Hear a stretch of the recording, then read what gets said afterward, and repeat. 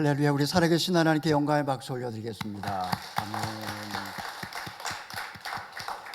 네, 광고 말씀드린 것처럼 오늘부터 일부 예배 유튜브 생방송을 시작하게 되었습니다. 면역력이 약하신 분들, 또 이센셜로 예배 오지 못하시는 분들은 있는 장소에서 예배를 드려주시기 바라고, 오늘 영상은 오늘 1부 예배, 2부 예배 그 시간대에 올릴 뿐만 아니라 오늘 예배 영상 자체를 오늘 올려놓으니까 필요한 시간에 들어오셔서 예배를 드리셔도 괜찮을 것 같습니다. 잠깐 기도하고 말씀 나누겠습니다. 자비로우신 하나님 아버지, 이 시간에 하나님의 말씀 앞에 섰습니다. 우리를 불쌍히 여겨주셔서 하나님의 음성을 듣게 하여 주시고, 목마르고 지친 영혼들에게 하늘의 생수로 충만하게 채워 주시옵소서. 예수님의 이름으로 기도하옵나이다. 아멘. 이 시간에 저는 개똥벌레 같은 여인이라는 제목으로 오늘 말씀을 함께 나누기를 원합니다. 어린 시절 서울로 전학 온 그는 왕따가 되고 말았습니다. 고등학교 때는 공부를 내팽개치고 전교 꼴찌가 되었습니다. 대학 진학을 포기한 채 입대를 하였지만 군대에서도 고문관으로 찍혀서 결국은 체벌과 구타를 당하며 고달픈 그런 군대 생활을 해야만 했습니다. 제대 후에는 외딴 빈집을 골라서 거기서 혼자 살다가 간첩으로 오인되어서 고초를 당하기도 했습니다. 그는 늘 땅만 보고 걷는 그런 습관이 생겼습니다. 외로움 탓에 하늘은 흐리게 보였고, 그리고 자신이 늘 투명인간처럼 보였습니다. 창문 너머로 한 여자가 살고 있었습니다. 몸을 파는 이름 모를 한 여자였지만 박고처럼 착하고, 그리고 때로는 음식을 배달해 주러 가게 되면 만날 때마다 용돈도 줬던 그런 누나였습니다. 그런데 그녀가 어느 날 스스로 목숨을 끊었습니다. 그는 아버지가 운영하는 작은 약방에 한 구석에 야전 침대를 깔아놓고 유일한 친구였던 기타를 안고 살았습니다. 맞은편에 영세 공장들이 많이 있었는데 야근을 하려고 잠 안 오는 약을 사러 오는 그런 공장 아이들이 있었습니다. 잠을 이기며 밤새 일을 하는 아이들, 그 아이들 공장에 있는 형광등 불빛은 마치 개똥벌레와 같았습니다. 국민 애창곡인 개똥벌레, 우리가 다 기억하고 있는 이 노래는 원래 한돌이라고 하는 분이 작사 작곡한 그런 곡인데, 바로 이 한돌 선생에 관한 이야기입니다. 개똥벌레라는 그 곡은 이렇게 시작이 됩니다. 아무리 우겨봐도 어쩔 수 없네. 저기 개똥 무덤이 내 무덤인걸, 내 집인걸. 가슴을 내밀어도 친구가 없네. 이 노래가 가슴 아리게 슬픈 까닭은 개똥벌레의 슬픔이 단지 개똥벌레 탓이 아니기 때문입니다. 개똥벌레도 나름 노력을 했고 또 가슴을 내밀었었습니다. 노래하던 새들이 멀리 날아가 버린 이유는 개똥 무덤이 개똥벌레의 집이었기 때문입니다. 1990년대 남녀노소 물어나고 심지어 유치원에서조차 많이 불려졌던 이 노래, 이 노래의 가사를 아무 생각 없이 불렀던 옛날과 달리 이 가사의 의미를 곰곰이 생각해 보니까 가슴이 아팠습니다. 이 노래의 끝은 이렇게 마무리되고 있습니다. 오늘 밤도 그렇게 울다가 잠이 든다. 오늘 본문은 2000년 전에 버려진 땅 사마리아의 한 우물가에서 일어난 일을 기록하고 있습니다. 이 시간에 우리는 깊은 고독 속에서 울다가 잠이 들었을 것이 분명한 한 이름 모를 여인의 이야기, 그 이야기를 여러분과 함께 나누기를 원합니다. 먼저 배경을 좀 설명을 드리겠습니다. 오늘도 여지없이 뜨거운 태양이 내리쬐고 있었습니다. 낮 12시. 마을 우물이 있는 곳까지는 한 10분은 좋게 가야만 했습니다. 여인은 오늘도 망설이고 있습니다. 조금 더 기다렸다가 나갈까? 하늘은 구름 한 점 없이 맑고 화창한 날씨였습니다. 구름이 햇볕을 가려줄 것 같지는 않았습니다. 오늘만 해가 질 때 물을 길러 나갈까? 이런 생각도 잠시 여인은 물동이를 이고 길을 나섰습니다. 해가 뜨거울 때 나서는 것이 마을 여인들을 마주치는 것보다 훨씬 마음이 편안할 것 같았기 때문입니다. 정오 무렵은 너무나 뜨거웠기 때문에 모두가 집에서 쉬고 있는 시간이었습니다. 지금 사람의 눈을 피해 물을 기를 수 있는 어떻게 보면 유일한 시간이었기 때문에 그녀는 지금 우물가를 향하고 있습니다. 그런데 저 멀리 우물가에 한 낯선 남자가 앉아 있는 것이 보였습니다. 순간 그냥 돌아갈까? 잠깐 망설였지만 여인은 그 남자가 마을 사람이 아니고 낯선 남자이라는 사실을 확인하고는 이내 마음을 다잡아 우물가로 향했던 것입니다. 마을 사람이 아니니 그녀가 누구인지 모를 것입니다. 가까이 다가가 보니 그 남자는 혼혈인 사마리아 사람이 아니라 유대인처럼 생겼습니다. 오히려 안심이었습니다. 유대인은 사마리아인에게 말을 거는 법이 없었기 때문입니다. 무엇보다도 남자는 여자를 그저 그냥 말하는 짐승이라고 생각했기 때문에 상종조차 하지 않았습니다. 그녀는 오히려 마음을 편안하게 하고 낯선 남자의 시선을 피한 채 우물가로 가서 두레박을 내려서 물을 깃기 시작했습니다. 그런데 이게 웬일입니까? 전혀 예상치 못한 일이 벌어지고 말았습니다. 우리 7절, 8절의 말씀을 읽어보겠습니다. 한 사마리아 여인이 물을 길러 나왔습니다. 예수께서 여인에게 말을 거셨습니다. 내게 물 좀 떠 주겠느냐? 제자들은 먹을 것을 사러 마을에 들어가고 없었습니다. 내게 물 좀 떠 주겠느냐? 낯선 남자가 여인에게 말을 걸어 왔습니다.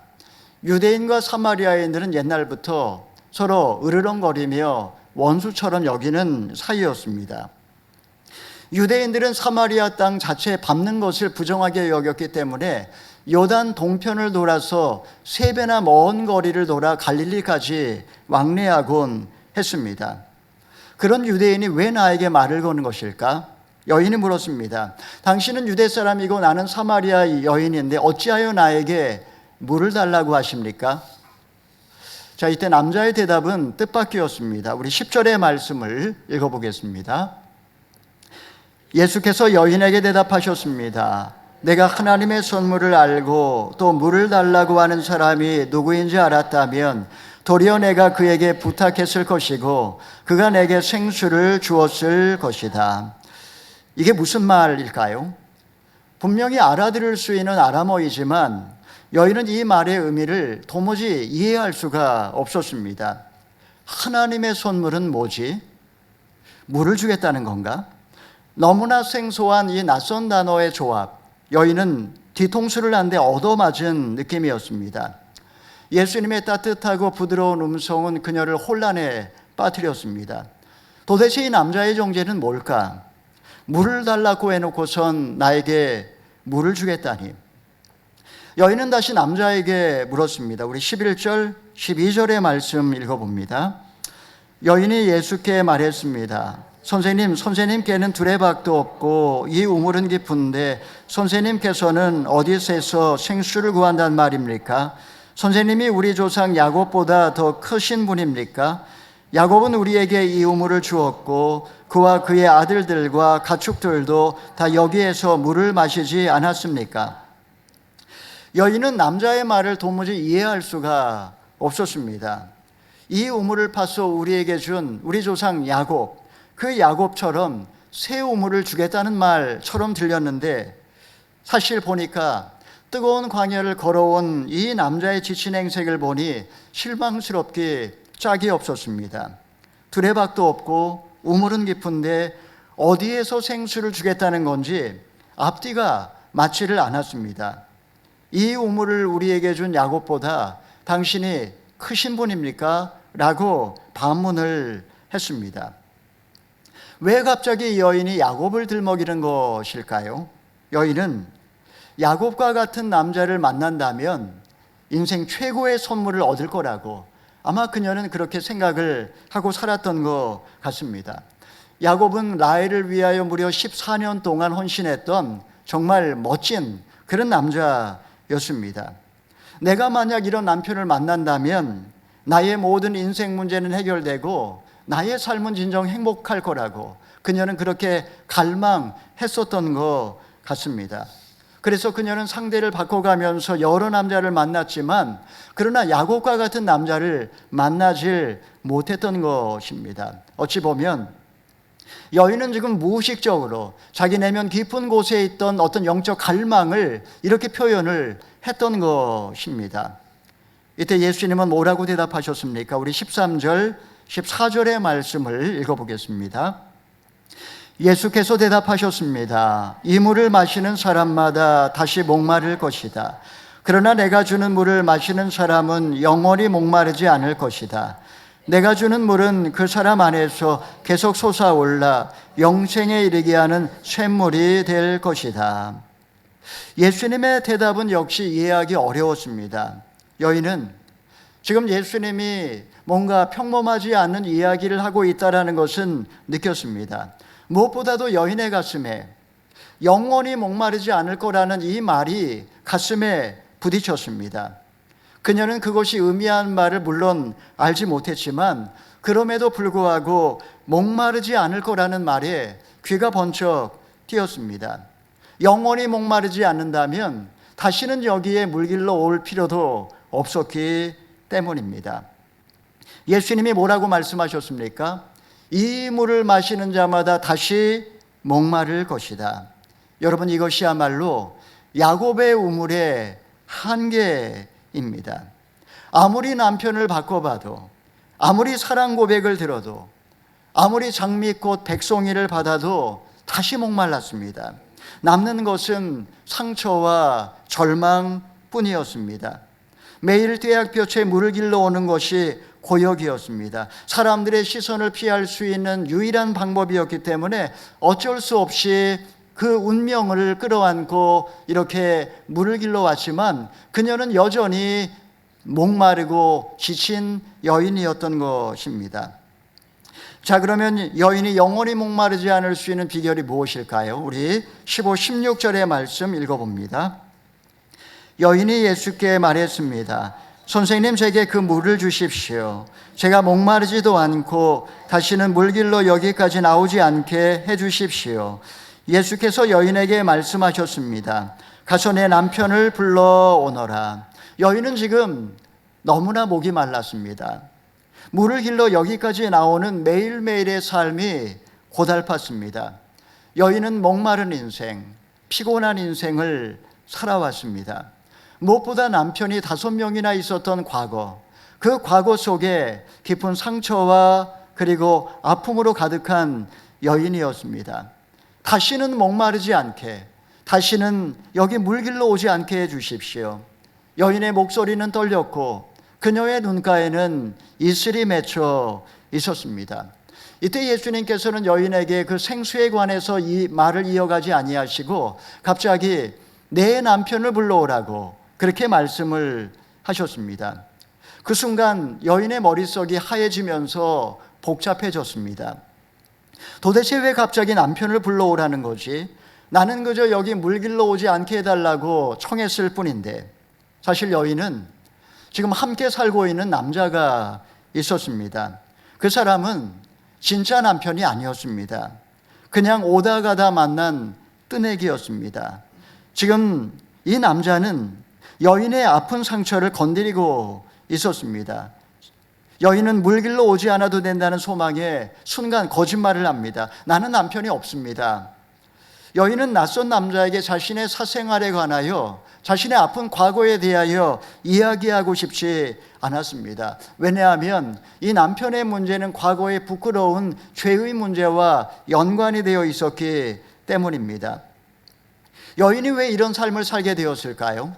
우리는 그 스토리를 다 알 수는 없지만 아마도 아버지 사랑에 대한 결핍이 있었는지도 모르겠습니다. 나만을 사랑해 줄 그런 남자를 찾아다녔고 그리고 결국 이혼을 반복했습니다. 그냥 그저 남편이 없다고 말하면 그만인 걸, 굳이 과거를 캐묻지 않을 거라고 여인은 생각을 했을 겁니다. 여인은 빨리 이 주제에서 벗어나기 위하여 나는 남편이 없나이다 이렇게 거짓말을 한 것입니다. 이때 예수님의 대답이 무엇입니까? 우리 17, 18절의 말씀을 읽어보겠습니다. 여인이 예수께 대답했습니다. 저는 남편이 없습니다. 예수께서 여인에게 말씀하셨습니다. 내가 남편이 없다고 한 말이 맞다. 실은 전에 내가 남편이 5이나 있었고 지금 함께 사는 남자도 내 남편이 아니니 내가 지금 한 말이 맞구나. 내 한 말이 맞구나. 남편이 없다고 한 말은 거짓말이었지만 예수님은 그 거짓말조차 그녀의 진실한 고백으로 받아주셨습니다. 지금까지 여인은 5번 결혼했고 5번 이혼했습니다. 스토리를 다 알 수 없지만 고대 근동에서 이혼에 관한 한 여자에게 결정권이 있지는 않았습니다. 나만을 아껴주고 사랑해줄 남편이라고 생각을 해서 결혼을 했고 매번 그녀는 불행했으며 파국으로 치닫고 말았습니다. 그녀는 남편다운 남편을, 야곱과 같은 남편을 만나질 못했습니다. 순간 여인의 치부가 드러나자 그녀는 낯이 붉어졌습니다. 문제를 감추고 싶었지만 사실 말을 하자면 여인 편에서 할 말이 많았습니다. 자신의 삶이 얼마나 기구했는지, 어쩌다가 5명의 남편을 두게 되었는지, 그리고 지금은 남편이 아닌 남자와 왜 같이 살게 되었는지 지금 그 모든 이야기를 변명하고 싶었습니다. 아니, 지금 예수님에게 하소연을 하고 싶었을지 모릅니다. 바로 그 상황에서 여인에게는 한 가지 궁금한 게 생겼습니다. 나의 과거를 어떻게 아는 것일까? 내가 남편이 아는 사람과 지금 살고 있다는 것을 어떻게 알고 있는 거지? 도대체 이 사람은 누굴까? 아마 선지자일 거야. 예루살렘에서 온 선지자라고 한다면, 정말 그가 선지자라면 나의 과거를 알 수도 있을 거야. 이때 여인은 자신이 오랫동안 고민했지만 답을 찾을 수 없었던 한 가지 질문이 떠올랐습니다. 그것은 바로 어디에서 예배 드릴 것인가? 이 예배에 관한 질문이었던 것입니다. 우리 19절, 20절의 말씀을 읽어보겠습니다. 여인이 예수께 말했습니다. 선생님, 제가 보니 당신은 예언자이십니다. 우리 조상들은 이 산에서 예배를 드렸는데 당신의 유대 사람들은 예배는 예루살렘에서만 드려야 한다고 말합니다. 사마리아 사람들은 예배 장소 문제로 오랫동안 유대인들과 싸우고 있는 중이었습니다. 다윗 왕조 이후에 나라가 둘로 갈라진 다음에 북이스라엘 왕은 자신들의 백성이 예루살렘에 내려가서 예배드리는 것을 못마땅하게 생각을 했습니다. 왜냐하면 북이스라엘은 정통성이 없었기 때문에 정통성 12의 싹을 잘라버리기 위하여 베델과 단에 송아지상을 만들어 놓고 절할 것을 백성들에게 강요했습니다. 그리고 시간이 지나면서 자기들만의 성경을 편찬했고 제사장을 세웠고 그림신산에 예배를 드렸던 것입니다. 왜 여인이 갑자기 남편 문제에서 예배 문제로 화제를 바꾸는 것일까요? 그 이유는 한 가지입니다. 여인의 문제가 남편 문제처럼 보이지만 그것은 드러난 현상일 뿐이고 여인의 근본적인 문제, 존재론적인 문제는 사실은 예배 문제였기 때문입니다. 여인은 남편을 마치 하나님처럼 예배하며 그렇게 살았습니다. 좋은 남자를 만나게 된다면 나의 인생은 해결될 것이고 꽃을 필 것이고 그리고 남은 나의 삶은 행복할 거라고 그녀는 남편을 마치 하나님처럼 기대했고 그리고 그런 남편에게 기대하며 살다가 상처를 받고 만 것입니다. 남편을 통해서 그녀의 영적인 문제, 영혼의 목마름의 문제를 해결하려고 했기 때문에 결국 남는 것은 실망과 상처뿐이었고 마시면 마실수록 더욱더 목말랐던 것입니다. 여인의 질문에 대한 어떤 대답이 돌아왔습니까? 우리 21절, 24절의 말씀을 읽어보겠습니다. 예수께서 여인에게 말씀하셨습니다. 여인아, 나를 믿어라. 이제 이 산도 아니고 예루살렘도 아닌 곳에서 아버지께 예배드릴 때가 올 것이다. 너희 사마리아 사람들은 알지 못하는 것을 예배하지만 우리 유대 사람들은 알고 있는 것을 예배한다. 이는 구원이 유대 사람으로부터 나오기 때문이다. 이제 참되게 예배하는 사람들이 영과 진리로 아버지께 예배드릴 때가 오는데 지금이 바로 그때다. 아버지께서는 이렇게 예배드리는 사람을 찾고 계신다. 하나님은 영이시니 하나님께 예배드리는 사람은 영과 진리로 예배드려야 한다. 당시 사마리아인은 예루살렘의 정통성을 인정하지 않았고, 그리고 유대인들은 사마리아인을 지옥의 불쏘시개 감이라고 그렇게 저주를 하곤 했었습니다. 그런데 지금 예수님이 뭐라고 말씀을 하십니까? 예루살렘도 아니고 그리심산도 아니고 어디에서나 누구나 언제든지 하나님 앞에 나와 예배드릴 수 있는 때가 왔는데 바로 지금이 그때라고 말씀을 하셨습니다. 지금이 바로 그때다. 그 순간 여인의 가슴은 쿵쾅거리기 시작했습니다. 유대인이 멸시하는 사마리아인, 사마리아인이 멸시하는 여인, 여인들조차도 손가락질하는 이 불쌍한 여인, 그 여인의 가슴이 뛰고 있습니다.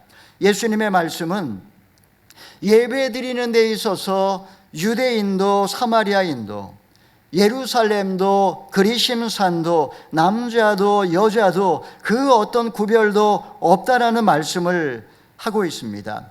어떤 차별도 없는 새로운 시대가 이제 도래했다라고 한다면 하나님은 나와 같은 인간도 받아주신다는 말이 아닌가. 여인은 예수님의 말에 그 놀라운 그 소리를 듣고 가슴이 쿵쾅거렸지만 이 낯선 선지자의 말을 곧이곧대로 믿을 순 없었습니다. 그녀가 정말 기다리는 한 사람, 그녀가 정말 만나고 싶었던 한 사람의 이야기를 여인은 이제 꺼내게 됩니다. 그가 누구인지 우리 25, 26절의 말씀 마지막으로 읽어보겠습니다. 여인이 예수께 말했습니다. 저도 그리스도라고 하는 메시아가 오실 것을 압니다. 메시아가 오시면 우리에게 모든 것을 알려주실 것입니다. 그러자 예수께서 여인에게 말씀하셨습니다. 지금 내게 말하고 있는 내가 바로 그 메시아다. 여인은 사실 많은 이야기를 했지만 그녀 가장 마음 중심에는 메시아를 기다리고 있었습니다. 그가 오시면 이 모든 것을 알려주실 것이라고 그녀는 믿고 있었습니다. 피곤하고 목마른 인생, 죄로 망가지고 멍이 들어버린 인생, 그 인생이 어떻게 하나님을 예배할 수 있는지 알고 싶었습니다. 깊은 고독 속에 울며 지새웠던 그 수많은 밤이 무슨 의미가 있는지, 왜 나의 인생은 이런 멍해를 메고 방황해야만 했는지 묻고 싶었습니다. 그분이 오시면 이 모든 것을 나에게 알려줄 거라고 여인은 지금 이야기를 하고 있습니다. 이때 예수님이 뭐라고 말씀하십니까? 지금 내게 말하고 있는 내가 바로 그 메시아다. 너의 과거와 현재, 너의 기구한 팔자와 부끄러운 상처를 모두 알고 있는 내가 바로 그 메시아다. 저기 더럽고 냄새나는 개똥 무덤이 너의 집이기 때문에 모두 너에게서 떠나가고 있지만 먼저 너에게 다가와 물을 달라고 하며 말을 걸어준 내가 바로 그 메시아다. 죄 많은 너를 손가락질 않고 있는 모습 그대로 너를 사랑한 내가 바로 그 메시아다. 순간 여인은 물동이를 버려두고 마을로 뛰어갔습니다. 그녀가 그토록 피하고 싶었던 그 사람들을 만나기 위해 달려갔습니다. 사람들의 따가운 시선도, 그녀를 향한 멸시와 조롱의 말도 더 이상 의미가 없었습니다. 그녀에게는 이 땅에 메시아가 오셨다, 이 사실을 알려야 된다는 생각밖에 없었습니다. 마을 사람들이 우물가로 몰려 나왔고 예수님은 그 마을에 이틀을 머물며 복음을 전해 주셨다라는 말로 오늘 말씀은 끝을 맺고 있습니다. 여러분, 그 후에 그녀의 삶은 어떻게 달라졌을까요? 여인이 예수님을 만난 후 아마 외적으로 달라진 건 별로 없었을 것입니다. 하나님께서 그녀에게 새로운 남편을 주시지는 않았을 겁니다. 그녀가 원하던 대로 우물가에 물길러 오지 않아도 된 것 아니었습니다. 한 가지가 변한 게 있었습니다. 그 변한 것은 바로 그녀 자신입니다. 그리스도를 만난 후 그녀는 모든 것이 사실은 달라졌습니다. 더 이상 목마르질 않았습니다. 사랑하는 여러분, 그 후에 그녀가 정오에 물을 길러 우물가에 왔을까요? 물론 아닙니다. 아마도 해가 질 무렵에 다른 여인들과 더불어 물을 길러 왔을 것이고, 그 자리에서 그녀는 예수님의 사랑을 간증하며 기쁨의 눈물을 흘렸을 것입니다. 더 이상 사람의 시선도 과거의 덫도 그녀를 올가매지 못했습니다. 그녀의 과거의 이야기는 이제 치부거리가 아니라 그리스도의 복음을 증거하는 간증거리가 되었을 것입니다. 사랑하는 여러분, 무엇이 여러분의 눈물을 닦아줄 거라고 생각하십니까? 누가 지금 여러분 영혼의 목마름을 채워줄 거라고 믿으십니까? 혹시 인간의 사랑이, 더 나은 형편이, 높은 지위가, 그럴듯한 직업이 그것을 채워줄 거라고 기대하고 있지는 않습니까? 이 물을 마시는 자마다 다시 목마르려니와 내가 주는 물을 먹는 자는 영원히 목마르지 아니하리니 이는 그 속에서 영생하도록 솟아나는 샘물이 되리라. 겹겹이 쌓아 가슴 깊은 곳에 묻어둔 과거도 해석되지 않고 해결되지 않은 채 멍에처럼 나를 짓누르고 있는 운명도 멸시받고 버림받아 외롭고 고독해도 주님은 목마른 우리를 향하여 오라고 말씀하십니다. 주님은 우리 영혼이 다시는 목마르지 않게 근본적으로 채워주시는 그리스도가 되심을 믿으시면 아멘 하시기 바랍니다. 영혼의 목자가 되시는 주님께서 우리 눈의 모든 눈물을 닦아주시고 우리 과거의 모든 죄와 상처를 씻어주시고 영원히 목마르지 않은 생수를 우리 모두에게 넘치도록 채워주시기를 주님의 이름으로 축원합니다. 아멘. 이 시간에 우리의 말씀을 기억하면서 함께 찬양하기를 원합니다. 우리가 많이 불렀던 우물가의 여인처럼 난구했네. 우리 그 가사의 의미를 생각하면서 함께 찬양을 하기를 원합니다. 우리 함께 오늘 주신 말씀을 생각하며 또 가사의 의미를 묵상하며 함께 찬양하겠습니다.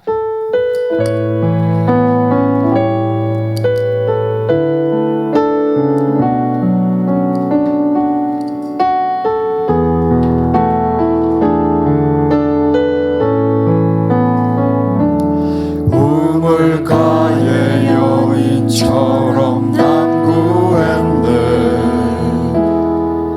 헛되고 헛된 것들을 그때 주님 하신 말씀 내 삶에 와 생수를 마셔라. 오 주님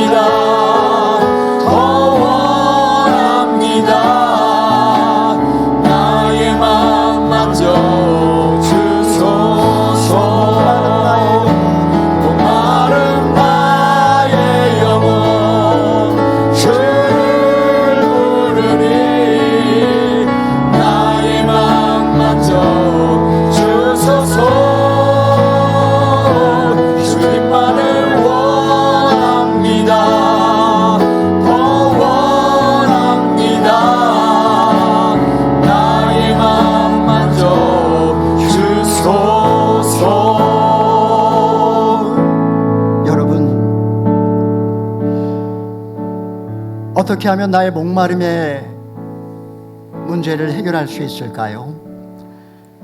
어느 누가 나의 눈에서 눈물을 닦아 줄 수 있을까요? 연약한 그대로 받아주시는 분, 있는 모습 그대로 나를 사랑하시는 분이 계십니다. 나의 과거의 모든 수치와 아픔을 아시는 주님은 나의 눈에서 눈물을 닦아주시고 내 과거의 모든 수치를 씻어주시는 그리스도가 되십니다. 더럽고 냄새나는 개똥 무덤이 내 집일지라도, 모두가 나를 비웃고 떠나간다 할지라도 주님은 내게 오시어 나의 갈급한 영혼을 채워주시는 주님이 되십니다. 이 시간에 기도할 때 주님, 내 탓이 아니었다고 스스로 위로해도 사람들은 나의 과거를 들춰내며 나를 비웃고 멸시하지만 주님은 먼저 다가와 나의 친구가 되어주시고 나를 품어주시고 은혜를 베풀어 주시는 줄 믿습니다. 목마름을 해결하기 위해 더 이상 헛되고 헛된 것을 찾아 야곱의 우물가를 배회하지 아니하게 하여 주시고 영생하도록 솟아나는 샘물로 내 영혼을 채워 주시옵소서. 주여, 한번 외치고 간절하게 기도하겠습니다. 주여, 참으신 하나님 아버지, 목마른 우리의 영혼을 채워주시옵소서. 지키고 사랑하는 우리의 영혼을 치료하여 주옵소서. 있는 모습 그대로 주님 앞에 나아갑니다. 과거의 모든 죽음조차 주님께만을 원합니다. 주님의 있는 모습 그대로 나아가오니 하나님 과거의 모든 수치를 씻어주시고 목마른 우리의 영혼을 채워주시옵소서. 하나님 아버지, 슬픔과 고통으로 가득 찼던 과거를 돌아보며 내 탓이 아니었다고 스스로 위로하지만, 그러나 사람들은 나의 과거를 들춰내며 나를 비웃고 멸시하지만, 그러나 주님은 먼저 나에게 다가와서 나에게 아쉬운 소리를 하시며 나를 받아주시고 품어주시고 은혜를 베풀어 주시니 감사합니다. 하나님 아버지, 우물가의 여인처럼 헛되고 헛된 것을 찾아 방황하지 아니하게 하여 주시옵시고 영생하도록 솟아나는 샘물로 날마다 우리의 영혼을 채워 주시옵소서. 다시는 목마르지도 아니하고 다시는 물길로 이곳에 오지 아니하게 날마다 주님과 동행하며 우리의 영혼을 주님으로 충만하게 하여 주시옵소서. 예수님의 이름으로 기도하옵나이다. 아멘.